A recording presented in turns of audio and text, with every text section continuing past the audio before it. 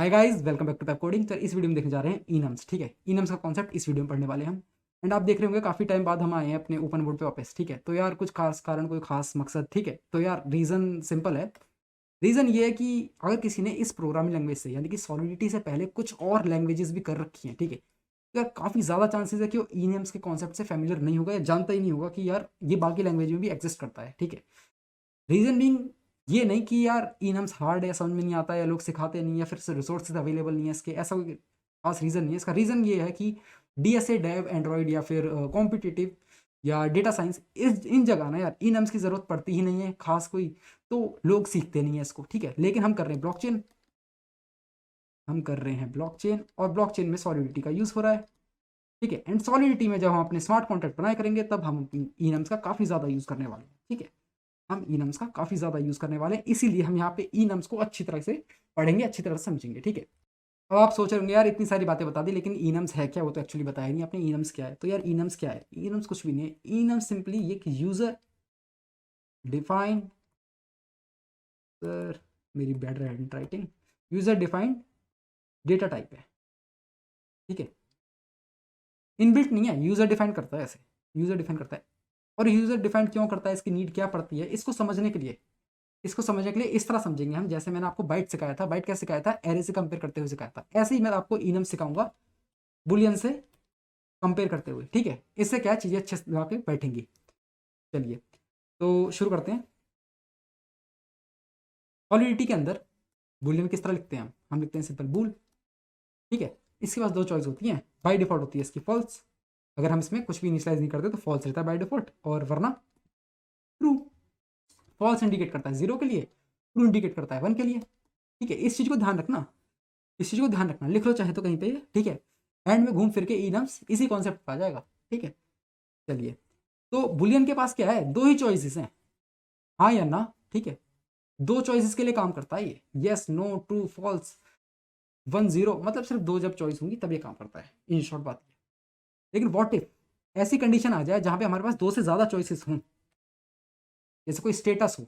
Status किस चीज़ के लिए हो? कि आपकी ई शॉप है, कोई ई शॉप है, लेट्स से फ्लिपकार्ट पे रजिस्टर है या फिर अमेजोन पे रजिस्टर है। ठीक है, आपसे ना किसी ने सामान ऑर्डर किया है। ठीक है, आपकी शॉप से किसी ने सामान ऑर्डर किया है, तो चॉइसेस क्या है उस वक्त?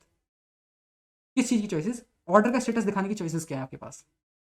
तो चॉइसेस क्या क्या होती है मैं लिख देता हूँ। एक तो होती है पेंडिंग। ठीक है, पेंडिंग कब होती है? कि इसने ऑर्डर कर दिया लेकिन अभी कुछ हुआ नहीं है, इनिशिएट नहीं हुआ आपकी साइड से, कुछ पेंडिंग है अभी। फिर होता है शिफ्ट, कि शिप हुआ है या नहीं हुआ है। ठीक है, यानी कि डिलीवर के लिए जा चुका है नहीं जा चुका है। फिर जब शिफ्ट हो जाता है तो क्या चॉइस होती है? कि एक्सेप्ट किया है या नहीं किया है। जिसने बाई किया था, जिसने बाई की रिक्वेस्ट डाली थी, उसने एक्सेप्ट किया है ऑर्डर, नहीं किया है, लिया है नहीं लिया है। ठीक है, दूसरा रिजेक्ट है या एक्सेप्ट है।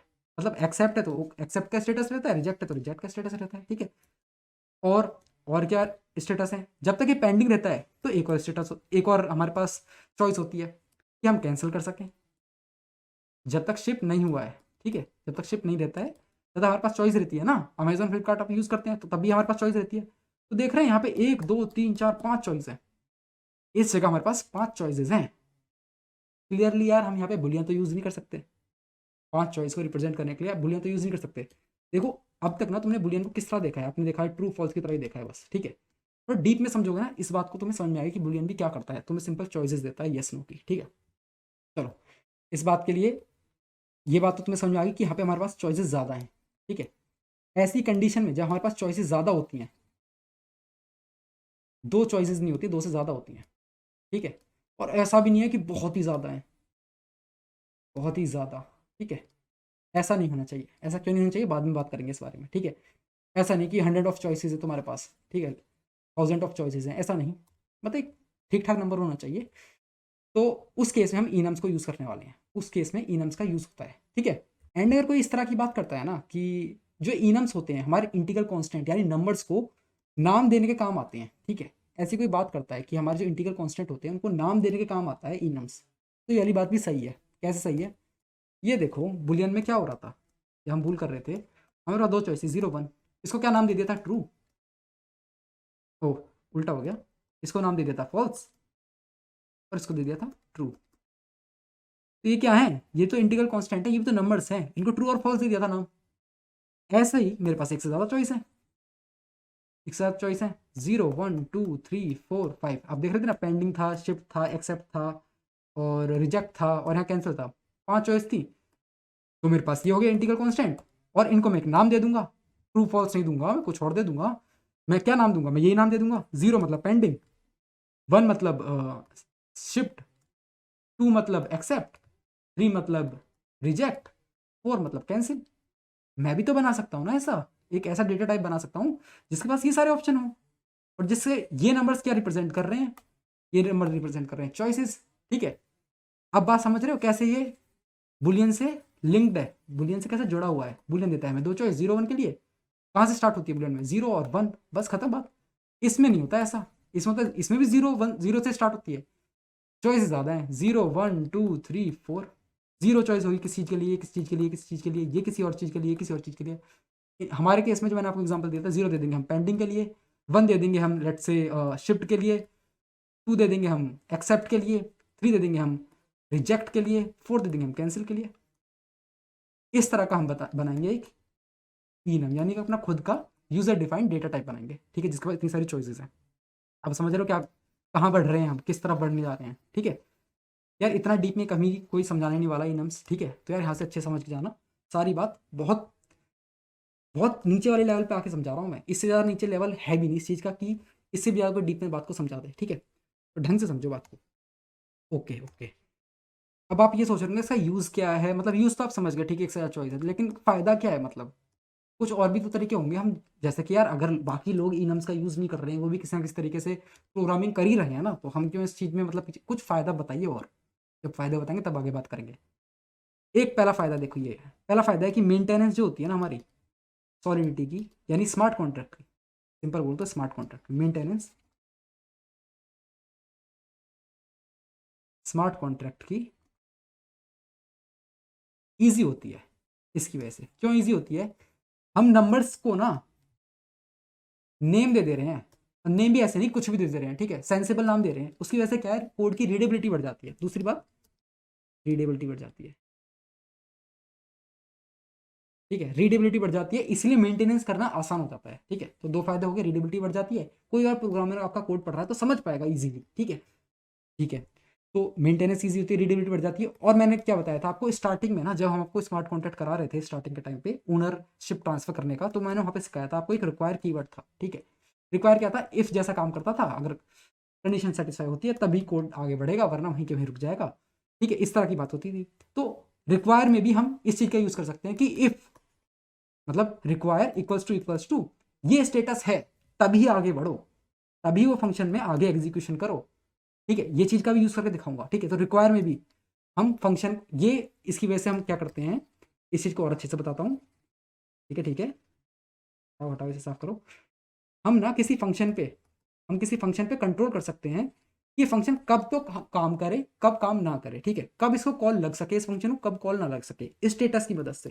ठीक है, स्टेटस का, हमारा स्टेटस क्या होगा उस टाइम पे कि पेंडिंग है, मैं आपको उसी एग्जांपल से बता रहा हूँ, पेंडिंग है, शिफ्ट है, या फिर रिजेक्ट है, एक्सेप्ट है, कैंसिल है।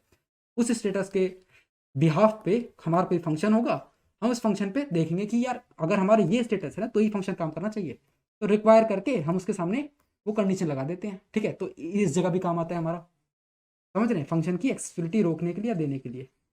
समझ गए जी, चलिए। तो यार ये सब था इनम्स की थ्योरी के बारे में। अब क्या सिंपल मैं तुम्हें कोड करके दिखाता हूँ, कोड में कुछ भी नहीं है, किस तरह इनम बनता है वो देख लीजिए, और किस तरह हम उसके यूज़ करते हैं कोड के अंदर, किस तरह फंक्शन को हम रिक्वायर वगैरह की जो चीज़ बता रहा हूँ वो कैसे होगा। कोड पे चलते हैं, रीमिक्स आईडी खोलते हैं, वहाँ पे सारी बातें बताता हूँ। ठीक है, चलिए, तो जी आगे अपनी रीमिक्स आईडी पे करता हूँ यार, मैं कॉन्ट्रैक्ट लिखता हूँ सबसे पहले, अपना कॉन्ट्रैक्ट बनाता हूँ। एंड हाँ, एक और चीज़, एक और यूज़ राइटिंग, एक और यूज़ है हमारा इनम का। ये क्या करता है ना, हमारे कोड में बग्स कम कर देता है, एरर होने के चांसेस कम कर देता है। कैसे कर देता है, जैसे मैंने आपको बताया कि चॉइसेस हैं हमारे पास 0 1 2 3 नंबर ऑफ चॉइसेस हैं। ठीक है, अगर हम नंबर्स को यूज़ करेंगे तो चांसेस है कि यार ये नंबर्स को ना हमें कहीं लिखना पड़ेगा, बार बार वहाँ से रेफर करना पड़ेगा, गलती होने के चांस ज़्यादा हैं। ठीक है, लेकिन अगर हम इनको नाम दे देते हैं, कोई कोई नाम दे देते हैं इनको, ठीक है, जैसे कि हमने क्या दिया था इस केस में, ई कॉमर्स का जो केस था, पेंडिंग सक्सेसफुल एक्सेप्ट रिजेक्ट और कैंसिल, फिर क्लियर है, ये खुद ही समझ के दिया है ये नाम। ठीक है, इसमें कन्फ्यूजन हो ही नहीं सकती, हमको पता है कि क्या जब किस तरह कैंसिल है तो कैंसिल क्या कहना चाह रहा है, ठीक है, हमको ये थोड़ा पता होगा कि 4 क्या कहना चाह रहा है। अगर कैंसिल इक्वल्स टू 4 है, कैंसिल अगर फोर्थ इंडेक्स पे कैसे होगा वो बताऊंगा, फोर्थ इंडेक्स पे है तो हमें अपने पता है कि कैंसिल का मतलब क्या है, ठीक है, लेकिन हमें ये नहीं पता कि 4 का मतलब क्या है, 4 का मतलब कैंसिल या नहीं है, ठीक है, उसके लिए बार बार रेफर करना पड़ेगा। ये बात अभी समझ में आएगी जैसे कोड करूंगा, ठीक है। तो एक रीजन और समझ लीजिए, एक यूज और है इसका कि बग फ्री कर देता है। बग फ्री मतलब पूरी तरह से नहीं, काफ़ी कम चांसेस होते हैं हमारे बग आने के, ठीक है, एरर आने के। चलो यार कॉन्टेंट बनाता हूँ, मैंने ऑलरेडी enums.sql फाइल बना रखी है और अपना लाइसेंस और कंपाइलर सेट कर रखा है, ठीक है। चलो मैं लिखता हूँ कॉन्ट्रैक्ट और नाम रखता हूँ enum, एंड में करता हूँ सबसे पहले अपना enum बनाता हूँ, ठीक है। अपना डेट टाइप बनाता हूँ, डेट टाइप का मेरी मर्जी में कुछ भी नाम रख दूँ, ठीक है। मैं लिखूँगा सबसे पहले enum और मैं नाम रखना चाहता हूँ इसका लेट्स से स्टेटस, जैसे मैं आपको बता रहा था। एंड इसका ना यार फर्स्ट जो लेटर होता है वो कैपिटल रखा जाता है। क्यों रखा जाता है, ऐसा कोई खास कारण नहीं है, बस ये है कि अ, अच्छी वो है यार, क्या कहते हैं, मैं तुम्हें स्टार्टिंग में बताई थी वाली बात कि गुड प्रैक्टिस है ये। जैसे कि हम अंडरस्कोर यूज़ करते हैं किस में, जब हम इनपुट ले रहे होते हैं फंक्शन का, कोई पैरामीटर डाल रहे होते हैं तो अंडरस्कोर यूज, क्यों यार, क्योंकि ये गुड प्रैक्टिस है। बाकी जो कोई और डेवलपर है आपका कोड देख तो समझ पाए बातों को, ठीक है। तो सब फॉलो करते हैं तो आप भी फॉलो करिए इसे, ठीक है। चलिए आगे बढ़ते हैं। अब क्या है इसके अंदर, इस सेट के अंदर, इस सेट के अंदर मेरी मर्जी मैं कितने नंबर ऑफ चॉइसेस देना चाहता हूँ, मैं कितने नंबर ऑफ चॉइस देना चाहता हूँ, देखना मैं क्या करूँगा। मैं पहली चॉइस देता हूँ इसे पेंडिंग, कैपिटल पी लिख देता हूँ, कोई बात नहीं। जैसे ट्रू फॉल्स का टी कैपिटल होता है कहीं कहीं, जैसे कि हमारे पास सॉलिडिटी में टी स्मॉल होता है, मैं चाहता हूँ कि जो मेरी चॉइस है उनका पहला लेटर कैपिटल हो, मेरी मर्जी है ना, मेरी चॉइसेस है वो, ठीक है। मैं तो पेंडिंग, पहली चॉइस होगी। दूसरी चॉइस है शिफ्ट, ठीक है। तीसरी चॉइस है हमारे पास लेट्स से कंप्लीटेड,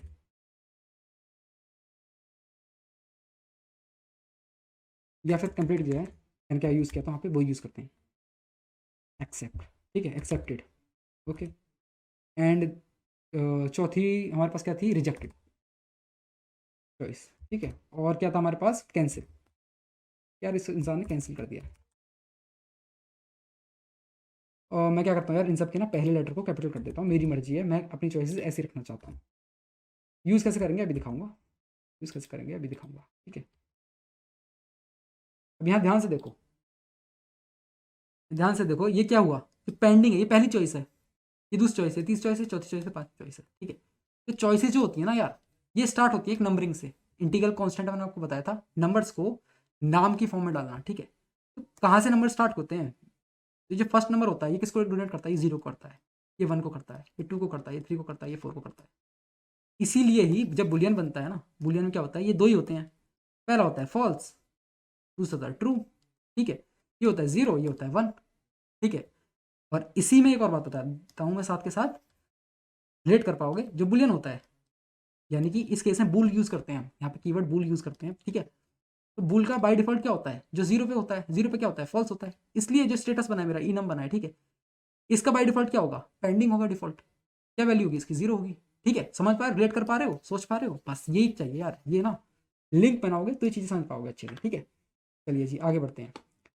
अब देखो मैं क्या करता हूँ, मैं अगर ऐसा लिखता हूँ, मैं बनाता हूँ अपना वेरिएबल, ठीक है, अपना वेरिएबल बना रहा हूँ, मेरा डेटा टाइप का नाम है स्टेटस, मेरे डेटा टाइप का नाम है स्टेटस, ठीक है। अब मैं एक वेरिएबल बना रहा हूँ, यहाँ पे लिखूंगा मैं स्टेटस और वेरिएबल का नाम है स्टेटस स्मॉल में, ठीक है। और इसको पब्लिक कर देता हूँ, पब्लिक कर देता हूँ। अब इस चीज़ को इस तरह समझिए, ये जो स्टेटस लिखा है ना, इसको इस तरह समझिए कि ये है बुलियन, सपोज ये बुलियन है सिंपल, मतलब आपसे कैसे हटा रहा हूँ, ये देखिए, ये हटा दीजिए, ये हटा दीजिए, इसकी जगह लिखा है बूल, ठीक है। यहाँ पे कुछ भी नहीं, यहाँ पे कुछ भी नहीं है, इसकी जगह लिखा है फॉल्स, इसकी जगह है ट्रू, ट्रू, ठीक है। तो आप क्या करते हैं, ऐसे तो लिखते हैं बूल, फिर पब्लिक करते हैं, फिर उसका नाम रख देते हैं, वेरिएबल का जो भी नाम देना चाहते हैं, और आगे जो भी चॉइस देना चाहते हैं। अगर चॉइस नहीं देते हैं तो क्या होता है, बाई डिफॉल्ट पहली वाली चॉइस दी जाती है। ऐसे इसमें कर रहा हूँ मैं, इसे जवाब देना जो मैं पूछने वाला हूँ, ठीक है, इसी का जवाब देना जो मैं पूछने वाला हूँ। अब मैंने सिंपली पब्लिक कर दिया और कीवर्ड का नाम डाल दिया मैंने स्टेटस, स्मॉल कर देता हूँ इसे, स्मॉल एस, ठीक है, स्मॉल एस कर देता हूँ, केस सेंसिटिव है। मेरे जो मेरे डेटा टाइप है उसका नाम है स्टेटस, जिसका एस कैपिटल है, ठीक है। मैंने एक वेरिएबल बना दिया स्टेटस नाम का जिसका एस स्मॉल है, ठीक है, और सेमी कॉलम। अब मैं क्या करता हूँ, इसे डिप्लॉय करूँगा, अब इसे डिप्लॉय करूँगा, मैंने इसे डिप्लॉय किया, डन। अब बताओ यार वैल्यू क्या आएगी इसके अंदर, मुझे वैल्यू चाहिए, मेरे को वैल्यू पता बता ओ कि वैल्यू क्या आएगी इसके अंदर, ठीक है। तो मैं क्लिक करता हूँ, अरे आई 0। अरे बस समझ में, 0 किसको डोनेट कर रहा है, जो पहली वैल्यू थी, ठीक है, जो कि क्या है इस केस में पेंडिंग। अब रिलेट कर पा रहे हो ना यार बातों को, क्या कहना चाह रहा था मैं, ठीक है। तो बस यही जो बातें थी मैं समझाना चाह रहा था तुम्हें, ठीक है। अब सिंपल तुम्हें क्या है, इनम से काफ़ी चीज़ें आ चुकी हैं। अब क्या सिंपल इसमें फंक्शन में किस तरह यूज़ होता है, ठीक है, सेट कैसे करते हैं, चेंज कैसे करते हैं स्टेटस वगैरह, वो चीज़ देखते हैं अब, ठीक है। तो इस सबको साफ कर लेता हूँ मैं, और साफ करके फिर मिलते हैं वीडियो में, ठीक है। फिर शुरू करता हूँ, पहले इसको सेट कर लेता हूँ सब कुछ। तो जी साफ सफाई हो चुकी है। अब थोड़े कुछ फंक्शन देख लेते हैं, ठीक है, किस तरह स्टेटस चेंज करते हैं, किस तरह स्टेटस गेट करते हैं, और किस तरह रीसेट कर देते हैं स्टेटस को, ठीक है।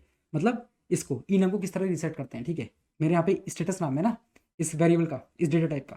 चलो यार पहला फंक्शन लिखता हूँ। अगर मैं इसे पब्लिक नहीं करता तो यार गेट कैसे लगता वो देख लो। सपोज मैंने इसे पब्लिक नहीं किया, मैंने इसे पब्लिक नहीं किया, मैंने बताया ना पब्लिक से क्या होता है, गेट फंक्शन लग जाता है एक सिंपल, ठीक है। मैं लिखता हूँ फंक्शन, देखा तीनों फंक्शन लिख दूंगा मैं, तीनों चारों फंक्शन लिख दूंगा, और उसके बाद एक साथ ही मैं तुम्हें एग्जीक्यूट करके दिखाऊंगा, ठीक है। और ये क्या करेगा, ये होगा व्यू टाइप का, ठीक है। गेट स्टेटस नाम दे देते हैं इसका, गेट स्टेटस व्यू टाइप का है ये। और मैं दे देता हूँ इसको पब्लिक बना देता हूँ, पहले पब्लिक बनाना पड़ेगा। रीड कर रहा है सिर्फ ये, ठीक है, ये रीड कर रहा है स्टेटस को, ठीक है। ये करेगा व्यू, इसलिए व्यू है ये। और रिटर्न क्या करेगा, रिटर्न्स करेगा किस तरह की वैल्यू, स्टेटस टाइप की वैल्यू, ठीक है। अब समझ रहे हो स्टेटस क्या हो गया मेरा, एक डेटा टाइप हो गया, ठीक है, एक डेटा टाइप हो गया मेरा स्टेटस, कैपिटल एस है यहाँ पे ध्यान रखना। और ये क्या है, वेरिएबल का नेम है स्मॉल एस से, ठीक है। कंफ्यूज मत होना, बार बार बता रहा हूँ इस बात को इसलिए मैं। अब मैं यहाँ लिखता हूँ रिटर्न स्टेटस, ठीक है। इसके अंदर जो भी वैल्यू है वो रिटर्न कर दो, ठीक है। सिंपल, इससे क्या होगा, हमारा गेट फंक्शन बन चुका है इसके लिए, पब्लिक नहीं लगाया ना तो गेट फंक्शन बना दिया मैंने इस तरह से, ठीक है। अगला क्या करते हैं, फंक्शन यहाँ पे करता हूँ मैं सेट कर देता हूँ कि हमें यूज़र बताए कि ये इसके लिए कौन सा स्टेटस सेट कर रहा है, मेरा यूज़र बता रहा है सेट स्टेटस। और इसे बनाता हूँ मैं पब्लिक, इसे करता हूँ व्यू, व्यू होगा क्या ये, क्योंकि ये हमें नहीं व्यू नहीं होगा, चेंज हो रहा है ना यार, ये क्या हमारा स्टेट वेरिएबल है, इसके अंदर चेंज हो रहा है तो यार पब्लिक रहेगा सिंपल ये, ठीक है। और रिटर्न कुछ करेगा नहीं क्योंकि इसमें सिर्फ सेट हो रहा है। और यहाँ पे क्या आएगा, स्टेटस। और अगर यूज़र कुछ दे रहा है तो यहाँ पे आना चाहिए ना यार, वो तो डाला नहीं, पैरामीटर स्टेटस और अंडरस्कोर।